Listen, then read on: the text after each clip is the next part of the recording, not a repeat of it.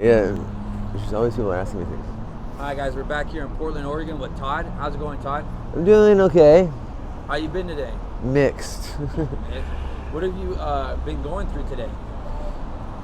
Well, I've kind of hesitated doing this interview from the start because I'm a very deep person and I see myself pretty well actually, and I'm in one of the more complicated states where it's just like nothing's easy. That's why I was kind of wondering about doing this right now. For sure. But I have so many different areas of my life going on kind of all at once because it is what it is, and the world's changing, and I just there's just so much going on.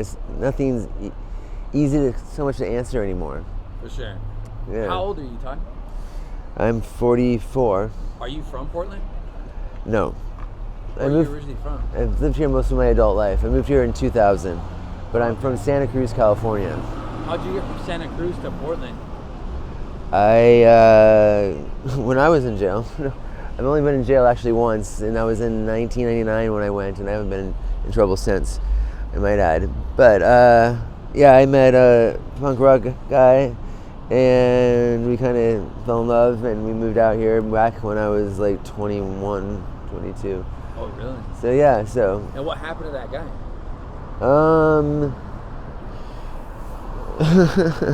I don't fall in love very often, thank God. But anyway, he went off to doing other bands, other projects, became a porn star. It was really weird. For whatever reason, people I used to date became porn stars. It was this thing for a while. But anyway, and now he's married to a rockabilly chick, actually. He's happily married to a woman. Oh, okay. And he's doing well, as far as I know. He's a great guy, special person.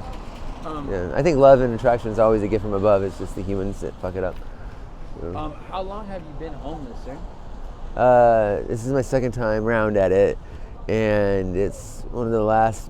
I feel like I've had it forced, whether I've done it on my own accord or the world has done it to me. I've had to face all my fears in this lifetime. I walk a path of wisdom, and unfortunately, you don't get that wisdom without the sting.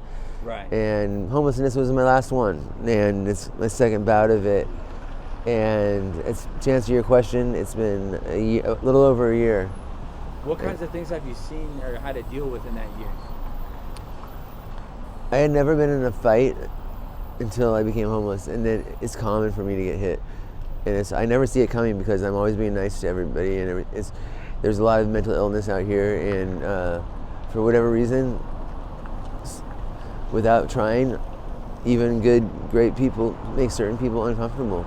Sometimes just being a good person makes the other person uncomfortable. For sure. Sometimes good people make let's not label them people, uncomfortable. And they have to believe, I believe that they don't consciously know but all they know is they're uncomfortable, and sometimes I think they believe they make up this craziness and hit me or destroy me, try to hurt me over it. Something, anyway, it's crazy out here. I don't feel safe. Where do you sleep at night?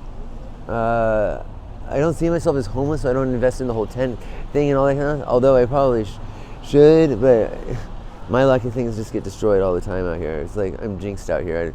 I feel like I'm really not supposed to be out here, but I am. It's kind of this weird thing. And honestly, if I was to explain more accurately, my truth sounds highly insane, I would have to say, especially this year. And I think some people can actually relate to me this year because I think this year has a way of making everybody on Earth a little bit more congruent. But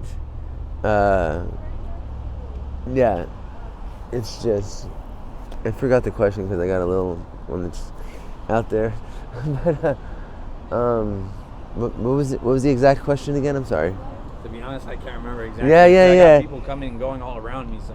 But I know it gets distracting out here. It's survival. Sure. I realize I don't operate the same way anymore. Yeah. And especially because there's all these things that I should not have to worry about. Right.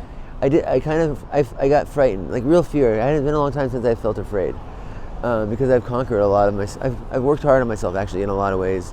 Right now, I would say that I have let myself go down to brushing against my worst ever that I've let myself become. Mm-hmm. So I say that from a place of sanity, and I'm still reading the truth accurately. I'm still a good person, but I could. I'm not if I go this way any much further, I'm going to be losing amounts of stuff you can't go buy on a street corner. Like, self-respect and all these kind of things like that. For sure. So I know that I want to steer the ship around, and the best I can do out here, I'm a go-getter, is like 2 steps forward, 1 step back, but lately I shoved back because of all the people and things I shouldn't have. And I'm realizing I'm just standing still at best and like getting worn out and tired and hurt and feeling, so it's a little, I do need help. And what kind of help do you feel that you need? What would help you? A good go at it, fairness. I want to get clean. I mean, I want to get past unhealthy habits. I want to get past addiction. And what drugs do you do, sir? Depends if I want to go up or down in my mood, but I do the bigger ones. I don't know. I have a powerful soul, so to speak. So I feel like the big ones, everything just kind of matches up. So like the blues and stuff like that. I think it's kind of stupid, but I am doing them right now because they're more convenient. Yeah. How much are they? They're cheap. How many do you? But they can be expensive for someone that's worn out and not feeling very good, and you know what I mean. It's like it gets robbed, and then like you know what I mean. It can get it's hard to explain, but there's more than just meets the eye in this world, as I think people have. Everyone at least has a hunch to, like, the powers that be can make something really easy really hard, or really hard really easy. Like it's just a mess. How do you stay motivated out here? What do you do to stay happy, to stay up? Live my dreams in my head, knowing that they're going to come true, but I need to power move it, or get a lucky break, or keep on praying. And I just believe if anybody does their best and doesn't give up, you'll get there. You don't need religion, all that kind of stuff. Like, you just do your best and don't give up, and you will end up where you're supposed to go. For sure. I believe that for everybody. Do you have a message for your family if they end up seeing this interview? Or friends? I have to do a lot of forgiving because I see a lot and I don't see everything. And seeing a lot makes me realize even more aware of how much more I don't see. And so it's kind of I'm sure there's a word for that one, but I just, I don't know. I want people to know me enough to not be afraid to help me and to believe in who I am and that I'll get that. I'm not a child. I'm 45, but I get treated young. I would like to, I don't know. I need a little help. I feel like I don't know what I'm trying to say. It's confusing. Okay. I don't expect anything, and I just don't. Hey, sir, could you hold that close to you? Yeah. Sorry about that. Like I said, I wasn't really ready for an interview today, and I felt that. I know myself well, and so I don't really. Good. Yeah. You've done good.